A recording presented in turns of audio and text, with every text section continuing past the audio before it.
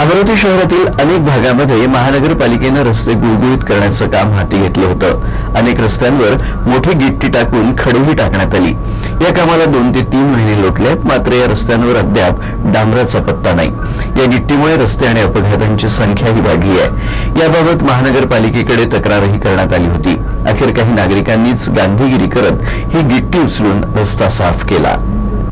हा आहे अमरावती शहरातील राजेंद्र कॉलनी ते प्रशांत नगरकडे जाणारा रस्ता, शहरातील मुख्य रस्त्यांपैकी एक। मात्र या रस्त्याची किती दुर्दशा झाली आहे हे आपण या दृश्यांच्या माध्यमातून पाहू शकता। शहरातील मुख्य मार्गाची ही अवस्था असेल तर इतर रस्त्यांची काय अवस्था असेल हे अगदी सहजतेने लक्षात येतं। 30 नोव्हेंबरला शहराचे आमदार डॉक्टर सुनील देशमुख यांच्या हस्ते मोठा गाजावाजा करत या रस्त्यांचं भूमिपूजन झालं। त्यानंतर रस्त्याचं कामही सुरू झालं। मात्र खडीकरण केल्यानंतर त्याचे डांबरीकरण करण्याऐवजी कंत्राटदाराने त्यावर बारीक गिट्टी टाकून काम बंद केलं।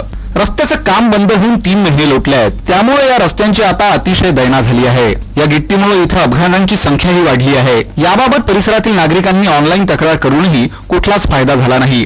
अखेर नागरिकांनी गांधीगिरी करत स्वतः हातात खराटे फावडे घेऊन जवळपास 200 मीटरच्या मार्गावरची खडी गिट्टी उचलून रस्ता साफ केला।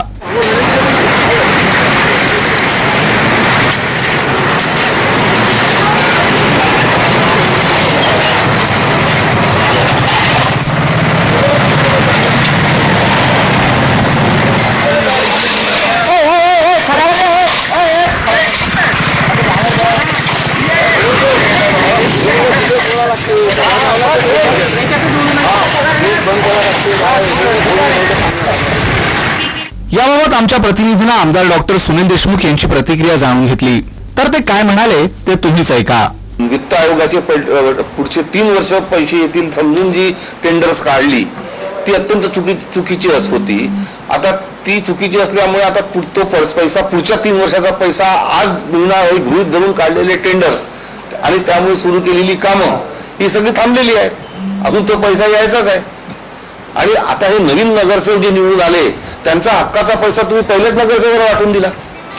त्यामुळे नवीन येणाऱ्या नगरसेवकांना आपल्या प्रभागामध्ये किंवा आपल्या वार्डामध्ये काम चौथ्या वित्त आयोगामध्ये काम सुचवण्याचं हेच नाही राहिलं, अधिकारच राहिला नाही। आणि त्यामुळे सगळ्या प्रश्न जे उपस्थित झाले त्या प्रश्नातून मार्ग काढण्यासाठी आम्ही बसलो आहे। याबाबत आमच्या प्रतिनिधीनं परिसरातील नागरिकांच्याही प्रतिक्रिया जाणून घेतल्या। त्यांनी यापुढेही स्वच्छता सुरू ठेवणार असल्याचं मत व्यक्त केलं। अमरावती शहरातील मुख्य रस्त्यापैकी एक असलेला विजय कॉलनी, रुक्मिणी नगर आणि प्रशांत नगरला जोडणारा हा मुख्य रस्ता आहे। या रस्त्यावर नुसतं महानगरपालिकेने नुसतं खडीकरण केलेलं आहे। काही युवकांनी स्वयंस्फूर्तीने हा रस्ता आज साफ केलेला आहे। आपल्यासोबत याच परिसरातील युवक आहे, जाणून घेऊया त्यांच्याकडनं रस्ता साफ करण्याचा काय उद्देश होता।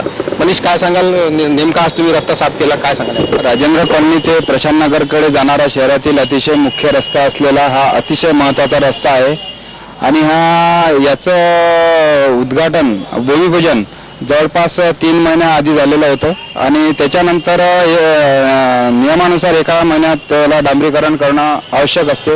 गेल्या 3 महिन्यापासून बारीक जी चोरी असते ती रोडवर होती आणि ती कॉर्नरला असल्यामुळे अनेक अपघात त्या ठिकाणी झाले।